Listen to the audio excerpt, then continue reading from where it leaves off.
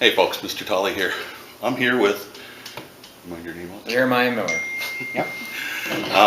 And we're going to talk about The first annual Marchathon in Waseca. for the Yellow Ribbon Project. Yeah. Well, Waseca is working on becoming Beyond the Yellow Ribbon proclaimed. Right now, Minnesota is the pioneer in Beyond the Yellow Ribbon, and a lot of counties and cities within our own state are already proclaimed. And so Waseca is jumping on the bandwagon essentially, and we're going to get proclaimed in August. But we've been working really hard for about the last year and a half to get everything in line, and we're ready to go.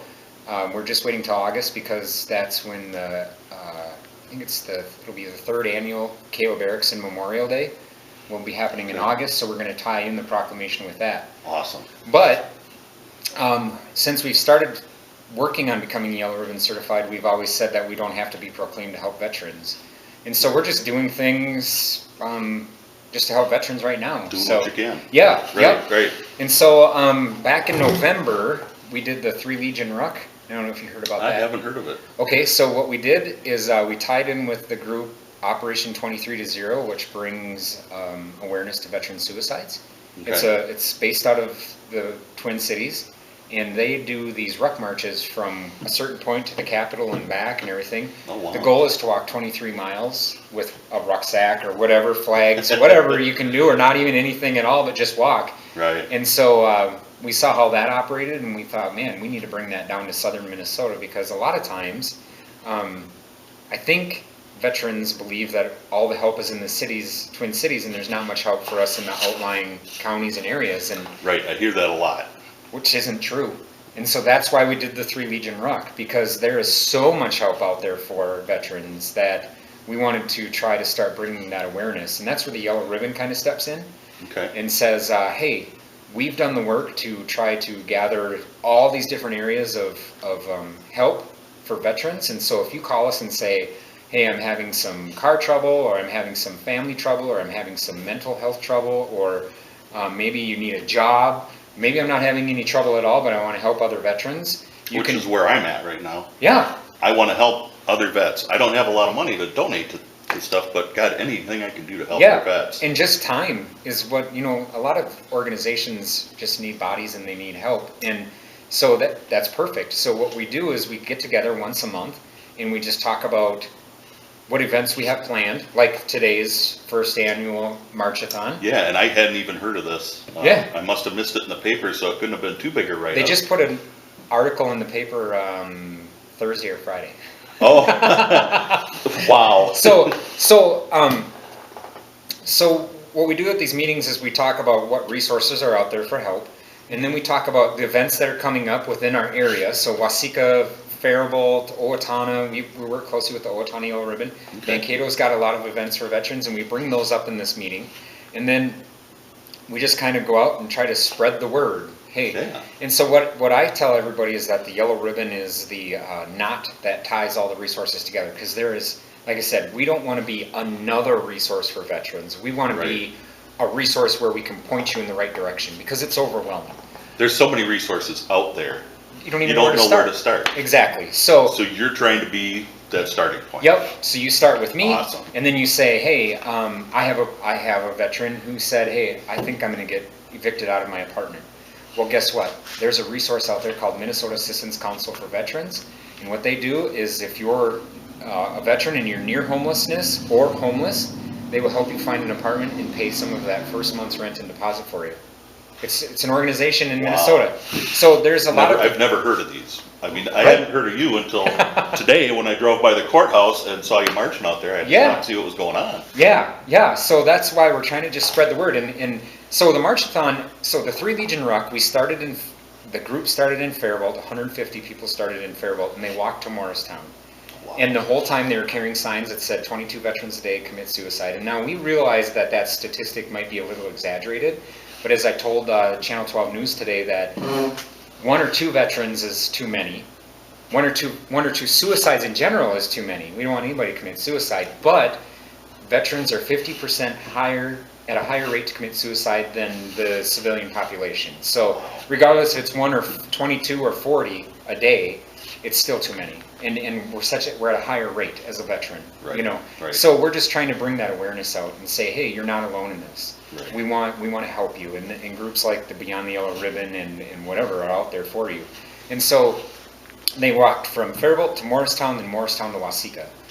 And it was about 28 miles total. I was going to say, yeah, it's 25, 28, anyway. Somewhere in there. Yep. I think 12 people actually finished the walk, Wow, which is incredible. amazing. That's amazing. Yeah. That's and nuts. so since we got really good press out of that, and we wanted to capitalize on it, and the gentleman who helped me organize it, or I helped him organize it, whatever, we worked together, he brought up the idea of a telethon style thing where Cool. people kind of stand at attention and people drop bucket money, and it seemed too complicated. So I like being visible, and people Right. like you wouldn't have known that we were standing inside the VFW or Legion. I would not have known unless I'd have seen the flags and seen Yep. out here doing it, and So the boots lined up along. So the we're just wall. walking around the block of Waseca Courthouse, and we have 23 pairs of boots lined up because Right. 22 veterans and 1 active serving soldier statistically commit suicide a day. So we have the boots lined up to get people to draw their attention to there, and then and we're walking around with the flag. And so what we're doing is we're raising the money, and the way that we did it right now is for every dollar we raise, we will walk a minute. And our goal is $720, which is 12 hours of walking. Mm-hmm. And that isn't per person it's just for the group. And basically I have a flag, and as long as that flag is going around the block for 12 hours, come and go as you please, whatever. Next year we might make it so that people might Take collect pledges. individual pledges, which we That could would be raise more great. money. That would be awesome. Yeah, and so this money, what we hope, will be donated to the VFWs and Legion in our town. Okay.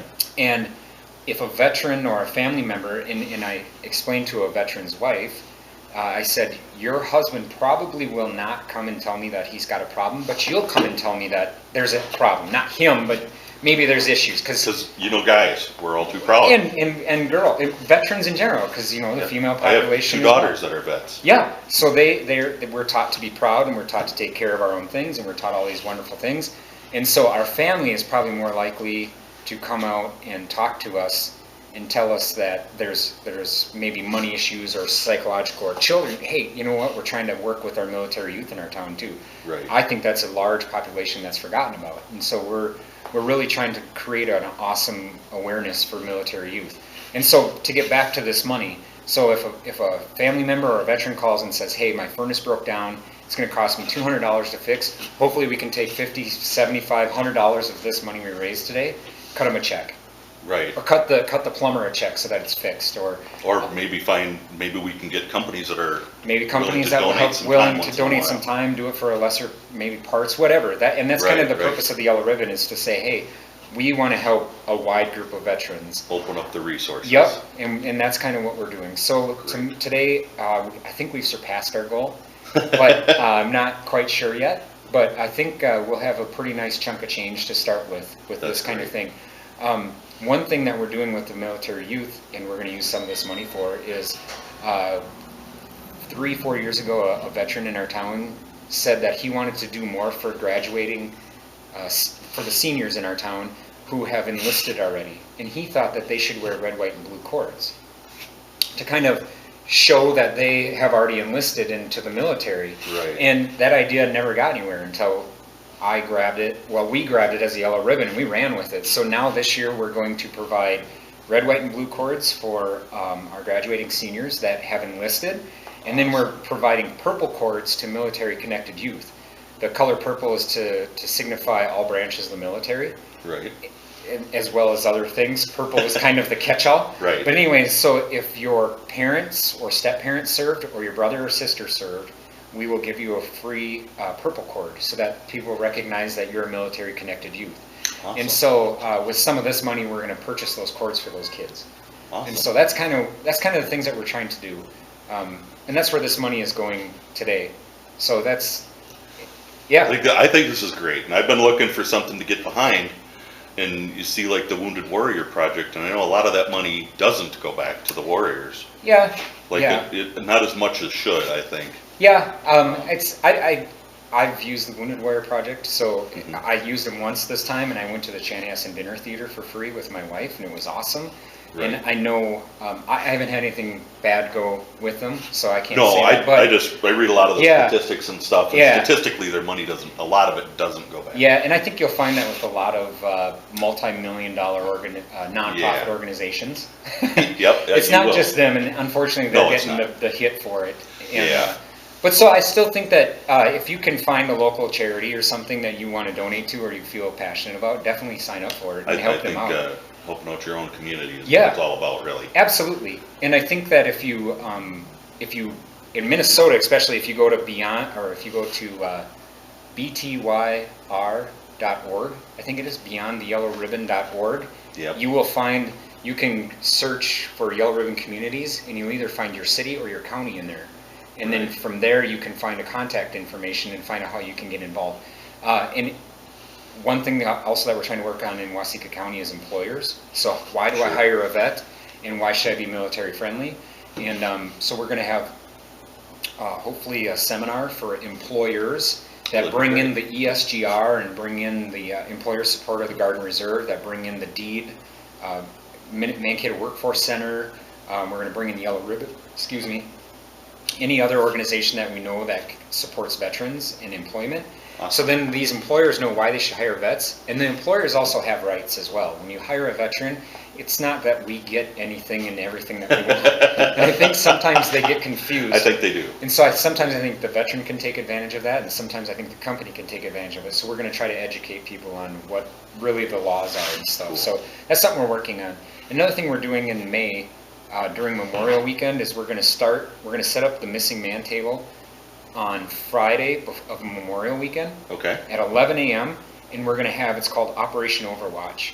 And so we're going to have somebody sitting at a chair or walking in front of that table from 11 a.m. on Friday morning until 11 a.m. on Monday morning. So there's going to be like 2, 3, 4, 5 in the morning shifts. But what we're trying to do is Memorial Day, I believe, has kind of been forgotten. I think so too. And I have to agree with that. Yep.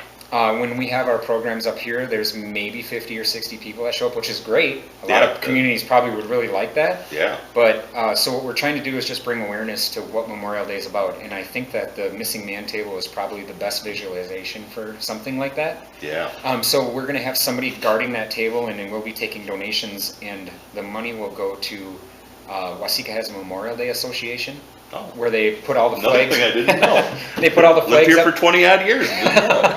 They put all the flags up in the cemetery. Oh, yeah. Yep, that's Memorial Day Association, and then they put on the program in town here.